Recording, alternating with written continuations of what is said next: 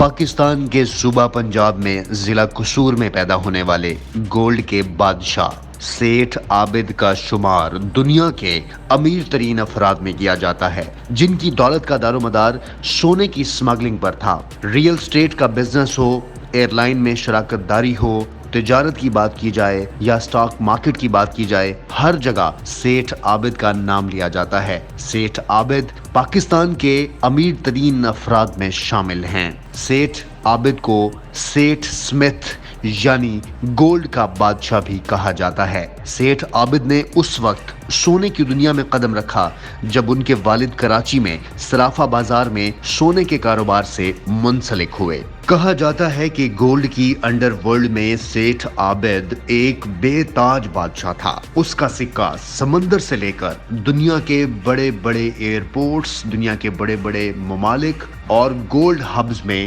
لیا جاتا ہے۔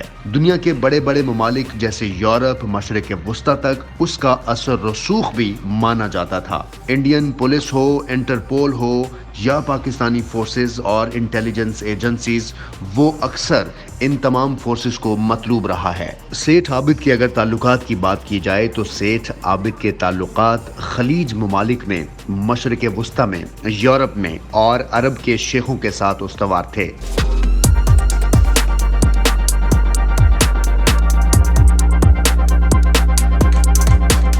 بحری اور فضائی سفروں کے میزبان بھی اس کے کارندوں میں شمار کیے جاتے تھے۔ کہا جاتا ہے کہ وہ سمندر کے قزاقوں پر اپنی گرفت رکھتا تھا۔ سیٹھ عابد کے اثاثے بیرون ملک ہونے کی وجہ سے ان کو دنیا کے امیر ترین افراد میں بھی شامل کیا جاتا ہے۔ سیٹھ عابد کا نام میڈیا اور اخباروں کی شہ سرخیاں بنتا رہا ہے۔ سیٹھ عابد کی گرفتاری، ان کی نقل و حرکت اور ان کے رہن سہن کی خبریں بھی میڈیا اور اخباروں کی زینت بنتی رہی ہیں، اور جب بھی کبھی پولیس ان کو گرفتار کرنے کے لیے پہنچی، وہ کسی فلم کے ہیرو کی طرح ہمیشہ غائب ہو جاتے تھے۔ بہرے اور گونگے بچوں کی فلاح و بہبود کے لیے حمزہ فاؤنڈیشن کے نام سے انہوں نے ایک ادارہ بھی قائم کیا۔ اس کے ساتھ ساتھ کینسر کے ہسپتال شوکت خانم میں بھی ان کی خدمات کو گردانا جاتا ہے، اور اس کا اقرار وزیر اعظم عمران خان اپنی ایک تقریر میں بھی کر چکے ہیں۔ سیٹھ عابد نے کریکٹر جاوید میانداد کا شارجہ اننگ میں استعمال ہونے والا بیٹ بھی اس وقت 5 لاکھ روپے کی بولی سے اپنے بیٹے کے لیے خریدا تھا۔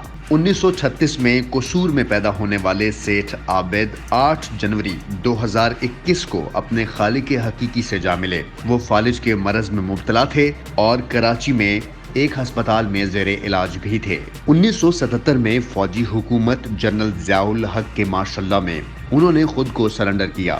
سیٹھ عابد کا نام بہت سے لوگ ان کے اچھے کاموں کی وجہ سے بھی لیتے ہیں۔ سیٹھ عابد کا نام مخیر حضرات کی لسٹ میں بھی سر فہرست رہا ہے۔ ملکی مفاد میں مفاد عامہ کے لیے انہوں نے بہت کام کیے۔ کہا جاتا ہے کہ جب امریکہ نے پاکستان پر نیوکلیئر پروسیسنگ پلانٹ کی امپورٹ پر پابندیاں عائد کی تو وہ سیٹھ عابد ہی تھے جنہوں نے سمندر کے راستے بحری بیڑے میں نیوکلیئر پروسیسنگ پلانٹ کو فرانس سے پاکستان منتقل کیا تھا۔ پاکستان کا جوہری پروگرام اور اس کی ترقی میں معاونت فراہم کرنے کا اعزاز بھی سیٹھ عابد کو جاتا ہے۔